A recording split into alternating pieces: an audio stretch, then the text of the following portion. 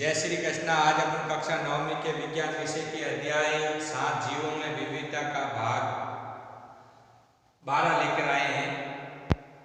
11 भाग तक अपने नॉन वर्टिब्रेट अकशेरुकी जीवों के बारे में विस्तृत जानकारी अपन ने प्राप्त की थी, अर्थात जिसमें रीढ़ की हड्डी नहीं पाई जाती है उन सारे जीवों के बारे में अपन ने विस्तृत जानकारी अपन ने भाग 11 तक पढ़े थे। ठीक है ना। आज हमारा भाग है 12 भाग, जिसमें वर्टिब्रेट जीवों का वर्गीकरण पढ़ेंगे। वर्टिब्रेट का मतलब होता है वे जीव जिनमें रीढ़ की हड्डी पाई जाती है, और इनके आधार पर अपन सबसे पहला वर्ग पढ़ेंगे जलचर, मत्स्य वर्ग या पिसीज वर्ग इसको कहते हैं। ठीक है ना। इससे पहले वर्टिब्रेट जीवों की कुछ विशेषताएं होती है, यानी जिसमें रीढ़ की हड्डी नहीं पाई जाती है उसमें अपन ने देखो सबसे पहले पढ़े थे छिद्रित जीवधारी, यानी जिनमें छिद्र थे। फिर अपने पढ़े कांटों वाले जीव, उसके बाद अपने धीरे धीरे प्लेट के समान जीव पढ़े। फिर अपने एस के वाले यानी गोल जीवधारी पढ़े, अर्थात उनमें देह गुहा का धीरे धीरे विकास हो रहा था, और उसके बाद धीरे धीरे जीवों में देह का पूर्ण विकास होता गया। अर्थात इस वर्ग में जितने भी जीव होंगे इसमें पूर्ण रूप से देह गुहा पाई जाएगी। मुख्यतः ये सारे जीव द्विपार्श्व समित होते हैं, यानी जिनको दो बराबर भागों में बांटे जा सकते हैं, अर्थात इनमें सभी अंगों की उपस्थिति रहती है। इसके बाद अपने त्रिकोणक यानी जिनकी लेयर 3 परतों की बनी होती है वे सारे जीव इसमें पाए जाते हैं। पृष्ठीय जीव होते हैं, कंकाल इसमें पाया जाता है। तो ये वर्टिब्रेट जीवों की कुछ मुख्य विशेषताएं हैं जो अपन इस पाठ के अंतर्गत पढ़ेंगे।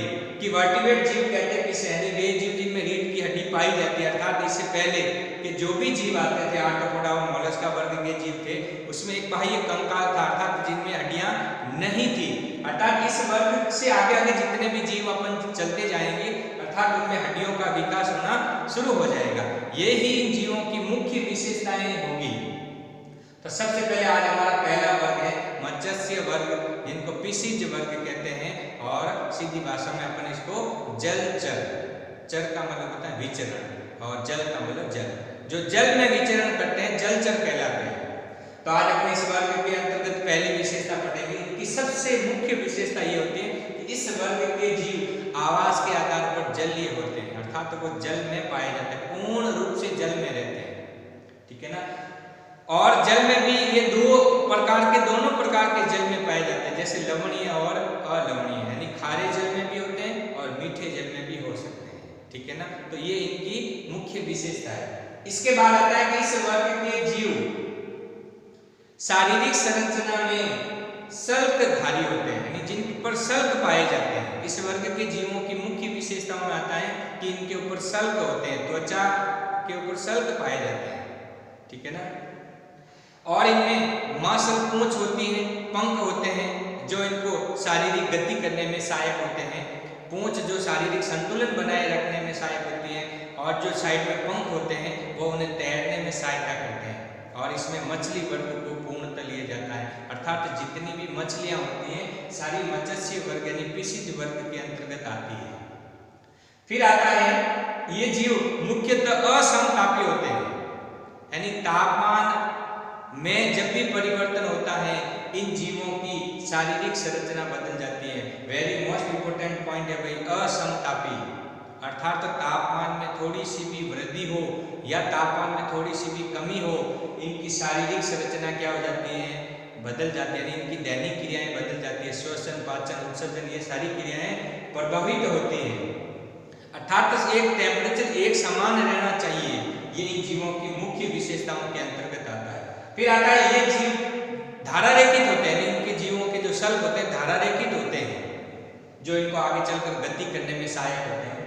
इसमें श्वसन प्रक्रिया में गिल या गलफड़े पाए जाते हैं, यानी श्वसन के रूप में मुख्य रूप से इनमें गिल या गलफड़े पाए जाते हैं। अर्थात ये जीव ऑक्सीजन जो होती है जल में उनको श्वसन के रूप में लेते हैं, अर्थात जल में से घुली हुई ऑक्सीजन को अलग करना और अलग करने के पश्चात वो अपने श्वसन के रूप में प्रयोग लेते हैं। ये जलीय जीवों की मुख्य विशेषताओं के अंतर्गत आती है, यानी इनमें गिल या गलफड़े पाए जाते हैं। और मानव जैसे जीवों में फेफड़ा पाया जाता है, यानी मानव का श्वसन अंग फेफड़ा हुआ और इनका जो श्वसन अंग है गिल या गलफड़े होते हैं। ठीक है ना। आगे है इनका जो शरीर है, इनका जो बाह्य कंकाल है अस्थियां नहीं उपास्थियों का बना होता है। हड्डियों की समान संरचना परंतु हड्डियां नहीं है, वह संरचना कहलाती है उपास्थि। यानी जो कोमल भाग होता है, हड्डी का जो कोमल भाग होता है उपास्थि, जैसे हमारा ये कान है, ये हड्डी नहीं है, उपास्थि है। तो इनका शरीर उपास्थियों का बना होता है और इनके जीवों में हृदय जो होता है द्विकक्षीय होता है, यानी एक आलिंद और एक नीले होता है। मानव का हृदय 4 कक्षीय होता है, 2 आलिंद और 2 नीले रहते हैं।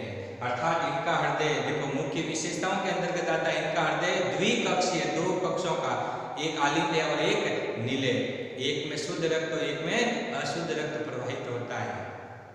इन वर्ग के जीव जो होते हैं जल में अंडे देते हैं और इनके अंडों के ऊपर कठोर कवच नहीं पाया जाता, ये इनकी मुख्य विशेषताओं के अंतर्गत आता है। और इनमें खाने वाली कुछ मछलियां हैं जिनका मांस के रूप में जो लोग उपयोग करते हैं, कतला, रोहू, मृगल, तारपिडो, ये जितने भी मछली वर्ग आते हैं सारे इस मत्स्य वर्ग में फिशिज वर्ग के अंतर्गत आते हैं। फिर हमारा वर्ग नंबर 2 है जल स्थल चर, अर्थात वे जीव जो जल और स्थल दोनों प्रकार के वातावरण में रह सकते हैं, इस प्रकार के जीव जल स्थल चर कहलाते हैं। यानी जो जल में और स्थल में दोनों में रहते हैं, अर्थात जल में भी रह सकते हैं, स्थल पर भी रह सकते हैं, और साइंस की भाषा में इसको एम्फीबिया वर्ग कहते हैं। और इस वर्ग की जीवों की मुख्य विशेषता इसके जो विपरीत होती है, यानी ये जीव जल और स्थल दोनों में आवास करते हैं।